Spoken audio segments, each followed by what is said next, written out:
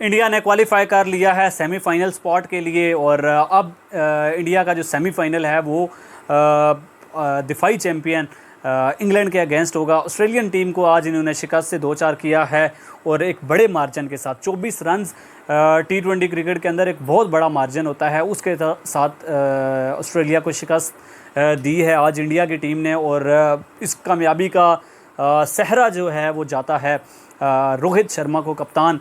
जिस तरह की उन्होंने दिलेराना किस्म की बैटिंग की और सेल्फलेस किस्म के शॉट्स उन्होंने लगाए, उन्होंने इस चीज़ की परवाह नहीं की कि भाई वो 90 रन्स के ऊपर खेल रहे हैं और उनको अपनी सेंचुरी करके जानी चाहिए।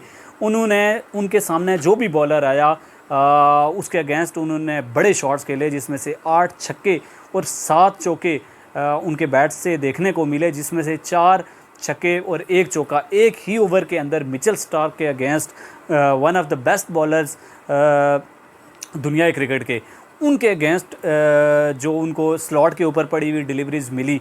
और मिचेल स्टार्क ने भी जो अपनी लेंथ थी वो पीछे ना लेके आए और फिर जो है रोहित शर्मा ने 225 के स्ट्राइक रेट के साथ ये रन स्कोर कर दिए। और शायद कि अगर वो थोड़ी देर मज़ीद रुक जाते थे तो ये जो इंडिया का स्कोर 205 आपको देखने को मिला, ये 230 240 के ऊपर आपको जाता हुआ दिखाई देता।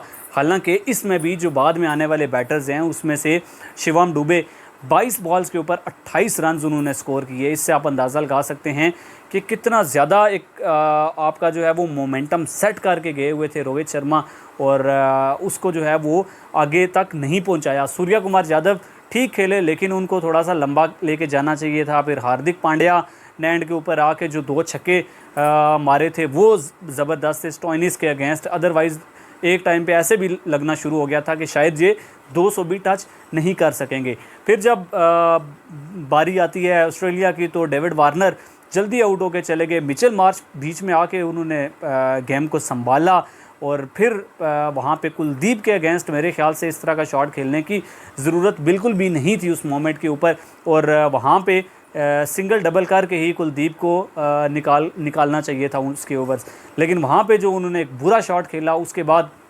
ऑस्ट्रेलियन जो हैं वो पै दर पै जो है वो गिरते चले गए इस मैच के अंदर। और मैक्सवेल को फ़ौरन से भेजना उनके आउट होने के बाद, ये फ़ैसला जो था मुझे उनकी तरफ से ये बेहतर दिखाई नहीं दे रहा था। और बाद में आपने देखा कि जब मैक्सवेल की विकेट गिरी तो उसके बाद फिर एक लाइन लग गई जिसमें स्टोइनिस जल्दी आउट होके चले गए, उन्होंने जो है वो बड़े रन स्कोर नहीं किए। टीम डेविड की अगर बात की जाए तो वो 11 बॉल्स के ऊपर 15 रन। फिर मैथ्यू वेड कुछ बड़े शॉट्स नहीं लगा सके।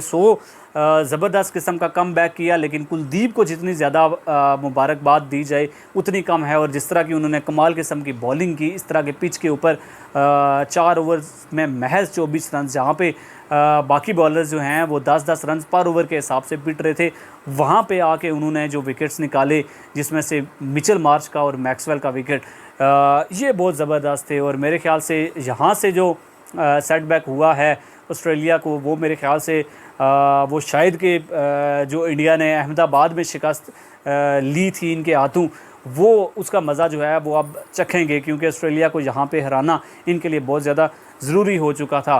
ट्रेविस हेड एक दफ़ा फिर से सर दर्द बने रहे, हेडेक बने रहे इंडियन टीम के लिए, लेकिन उनको जब आके बुमराह ने स्लोअर मन के ऊपर कैच आउट करवाया तो मेरे ख्याल से तब जो है वो 80% मैच जो है वो इंडिया की फेवर में चला गया।